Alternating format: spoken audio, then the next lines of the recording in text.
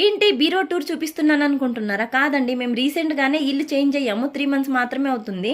మేము ఖాళీ చేసిన ఇంట్లో 10 ఇయర్స్ ఉన్నాము. నాకు ఆ ఇల్లు బాగా ఎడిట్ అయిపోయి ఖాళీ చేస్తున్నామన్న ఒక నెల నుంచే నేను చాలా బాధపడి డిప్రెషన్లోకి వెళ్ళినట్టే అయింది. ఖాళీ చేసినప్పుడు అయితే చాలా ఏడ్చాను.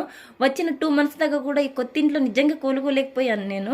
ఆ ఇల్లు నాకు బాగా ఎడిట్ అయిపోయింది. నిజంగా ఇంత ఎమోషనల్గా ఉంటుందా ఒక ఇల్లు అని అనిపించింది. నిజంగా అప్పుడు అనిపించింది ప్రతి ఒక్క మనిషికి చిన్న గుడిసైనా సరే సొంత ఇల్లు ఉండాలని చెప్పి. మీలో అద్దెకుండే వాళ్ళు ఎంతమంది ఇలా బాధపడ్డారో కామెంట్ చేయండి. ఇప్పుడైతే మాకు సింగిల్ కార్డ్ మంచం ఉండేది, మేము డబుల్ కార్డ్ చేయించుకున్నాము.